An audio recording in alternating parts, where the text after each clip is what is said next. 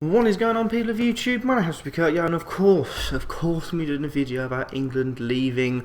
But first of all, there's going to be a separate video out later because I did say I'd do a giveaway depending on how England would do.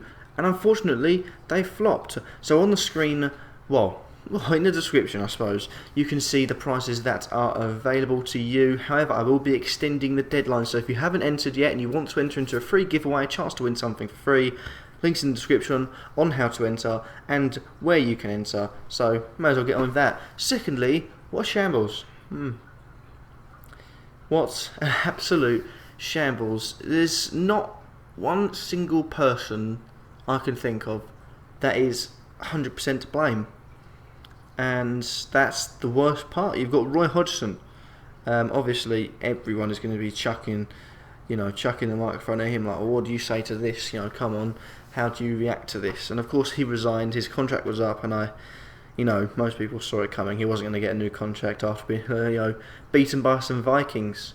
But credit, first of all, before I go on a rant about England, credit to Iceland themselves, because Iceland really overperformed this tournament. They did well to get through to this stage, and they did well to beat us. This wasn't just England not performing. This was also Iceland being very good in the defence. They got two good early goals. I would say good early goals, but Joe Hart. Anyway, I won't go on about Joe Hart anymore. But Iceland performed really well, and I really hope, as I did say before, if I want any team to knock us out, it'd be Iceland. However, performing like that in the way we did, I really would like to see France smash Iceland. If Iceland were to go through to the final, brilliant. But I really want France to smash Iceland to make it known that we didn't just get beaten by a really underrated team. We were god shit poor. I want to make that clear.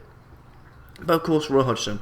Let's start off with him. Roy Hodgson, of course, did not have the best of times as England manager. People were saying, his previous history, didn't really deserve it. But then, he's done okay as a manager, and as England manager, no, he hasn't. Beforehand, he had took Fulham to the final of Europa League, I think, and as England manager, didn't do very well. Qualification was brilliant.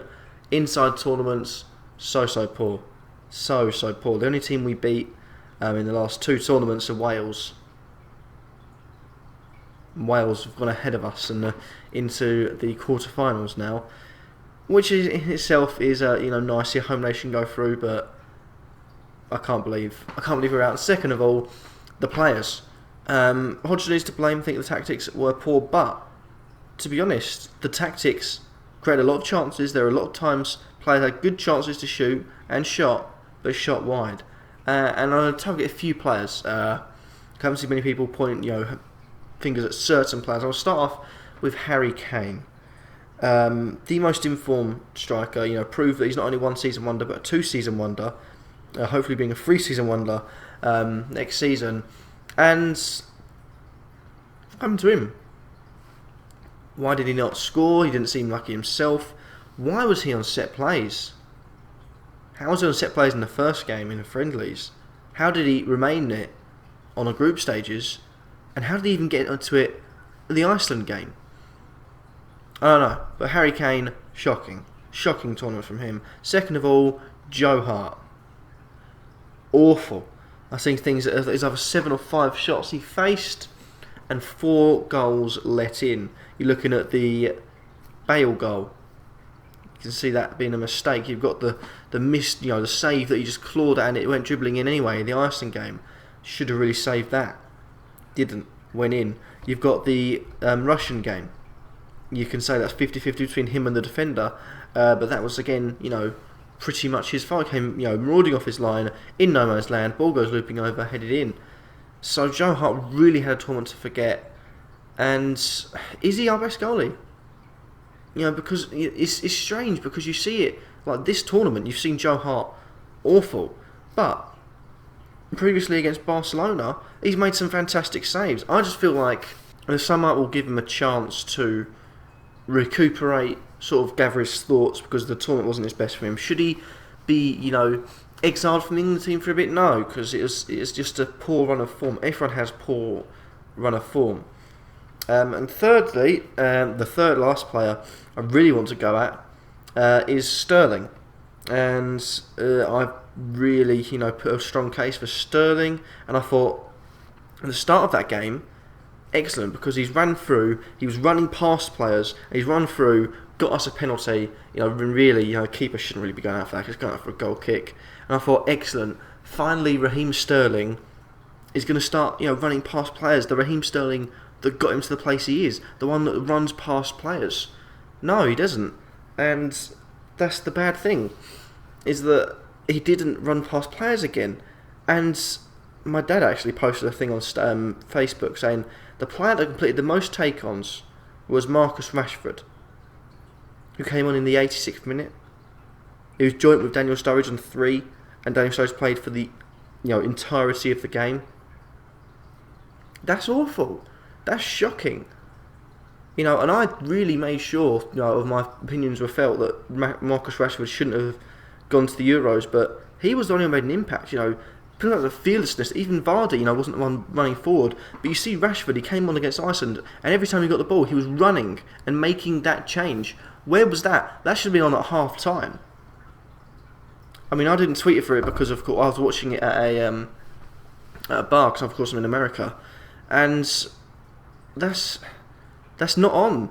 We shouldn't be a team. I know Roy Hodgson has built a young team, and that's good on him because he's moved the average age down. He's got a few good young players in there, but a lot of them didn't perform this tournament. But we've also seen players stand out and show their worth for the team. I'll get onto them in a second. But overall, Rashford should not be relied upon. And who's made a good impact then? I'll get onto that in a second. But a few other players. I got through the 3 that played the most. First of all, another thing, Sturridge I thought was atrocious. He got the goal, yes, but it was a bit of luck. Apart from that, I thought he was, not Daniel. So people rating him, I don't think he's one of our worst players. For the whole tournament, he, barely every time he'd be dropping deep. Especially in the Wales game, he constantly missed passes. I don't understand why of all the players that were, Sturridge came in for, it was Lallana. And that's where I want to move on to the players that performed well. I felt like Lallana was one of our best players this tournament. Lallana was, superb. I gave him a lot of stick and I said maybe he shouldn't be in there at the start, but I've been proven wrong, and I happily accept that. He was absolutely outstanding. Another one is Kyle Walker. At January, when I made my video about the England team, I didn't put Kyle Walker in there because I thought we've got players that can cover there. We've got John Stones that can cover there, Smalling that can cover there, Dyer that can cover there, and just take Klein. But Walker has really excelled this tournament. One of the best right backs. I don't think we'll get into the team of the tournament because he hasn't gone that far. But Kyle Walker was definitely one of our best players, alongside Eric Dyer. Now, Dyer, of course, got taken off halfway through Iceland because Iceland were not, troubling us that much. Of course, they had a few counter-attacking chances, but when you're pushing men forward, you're going to have to accept that you're going to have to try and run back and get the elder tackle in when they counter-attack. But Eric Dyer was one of the standout players. Of course, got the goal, and fantastic for him, I must say, fantastic. And then you've also got, surprisingly, Wayne Rooney, who had really good 3 games, I think, or really good few games that he played before the Iceland game. He was atrocious against Iceland, and that needs to be said. Another one is Danny Rose. Danny Rose is pretty underrated coming in. There's a lot of people saying, maybe Luke Shaw, but I think he's proved his worth, and I think it'll be a battle between him and Luke Shaw when Luke Shaw is fully fit, because although a lot of people have said Luke Shaw is definitely our number 1 left back, I'm not sure, because Danny Rose performed quite well in the Euros, so that's another one to look out for. But as far as other questions raised, why not Barkley? Barkley didn't make an appearance. I don't get why. Milner barely played, and he was, I felt like he was definitely a player to stick next to Rooney in a few games, maybe, especially when Dele Alli was performing so poor. And, there's I can go on and on and on, but overall, we've let ourselves down this tournament, and that's disappointing. But I'll be doing a video, hopefully tomorrow, about the giveaway. Of course, can't forget that, and a few little changes I'm making, not lowering, but hiring. I just want to point that out, and also extending the date, because I didn't really think we were going to go out this early. So I'm going to extend the date and that and all of that. You'll see that in the video tomorrow. Thank you guys for watching. Hopefully you have enjoyed this video, not the Euros. And who should be the next England manager? I would like Tim Sherwood. Jokers as it may be, I genuinely think he will be a man that could push us forwards. Maybe not a man for the future and to bring us to winning competitions, but a man to push us towards that level. Thank you guys for watching and peace.